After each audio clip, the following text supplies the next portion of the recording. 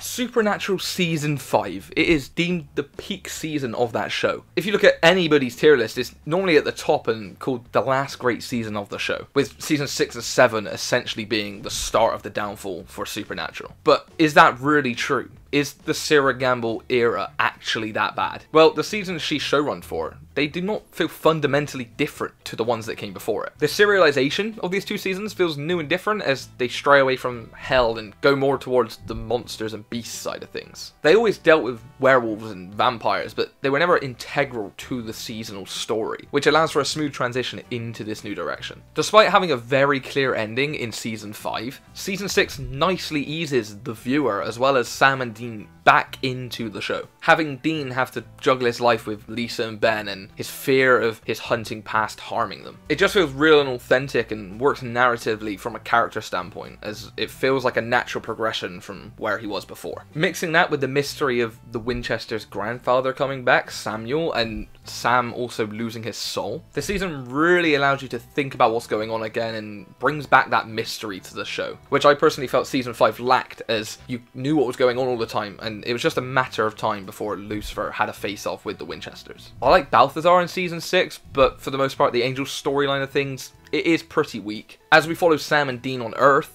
we're pretty much told everything about the Angel side of the story. We never actually get to see that going on except for one scene in the early episodes, making it hard for us to be invested and even remember what's going on in the background. In some aspects, it makes the finale harder to engage with, and it feels like that finale is just a segue into the next season. Almost like they were waiting for the finale of Season 6 to happen to tell the story they actually wanted to, which is very much how I feel about Season 3 and its ending. As Supernatural is an episodic show with serialization in there, we can't ignore the standalone episodes, and we really shouldn't. This season has many great standalone episodes, from The French Mistake to Clap Your Hands If You Believe, Frontierland, Weekend at Bobby's, and Appointment in Samara, which sees the return of Death, and Death is one of my favourite characters in this whole show. Any scene and any episode he's in is instantly amazing. I really wish we got more of him. That character and actor are just fantastic. All of these episodes to me shared a quality that Kripke's run had, and even the ones I didn't just list out, they weren't boring or I didn't hate them, they were just solid entries into this good season. I feel like Season 6 is just a very well-rounded season that handled its terrible starting position excellently, whilst being able to explore some new and unique ideas as well. And Season 7 is no different, starting off strong with what feels like a 3-part opener, getting you straight into the story of the season and showing you just how powerful these new villains are. The Leviathans as a threat and a villain are a bit strange, I will admit that.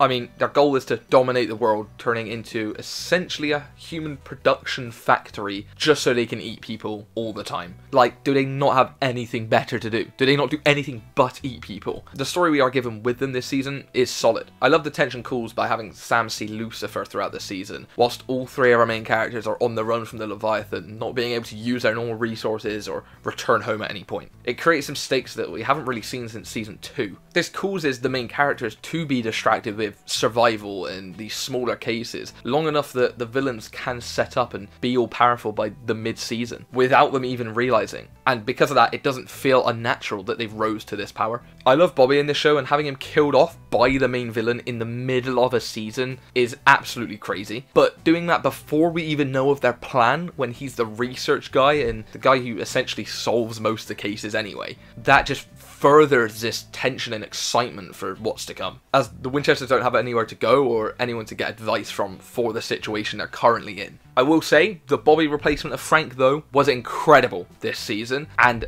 why did they have to kill him off so quick? Like, I'm genuinely upset he was not around longer, because every single scene with him and Dean was perfection, and I just wish we had more of it. He was brilliant. Having this half a season long journey of seeing Sam and Dean try and figure out how to beat these villains without the help of Bobby, and learning to do that themselves, was quite entertaining to watch. Although the ending of the season was left a tad ambiguous as to whether all the Leviathans died, or whether killing Dick Roman actually destroyed all of the Leviathans' plans or not. I enjoyed the journey we took to get to this point, and I also enjoyed the cliffhanger we left on. The streak of quality individual episodes as well did not stop with this season. We had many more brilliant episodes this season with Time After Time After Time, Plucky Penny Whistle's Menagerie, Death's Door, and Of Great Importance. Again, this is just a list of some of the ones that I remember and that are my favourites, but the episodes just stay consistently good throughout this era. All of this great serialization mixed with the still remaining high quality standalone episodes keeps my enjoyment of this show at a high. For me, I would say it's hard for me to determine which seasons I prefer over others directly, as they are very long seasons and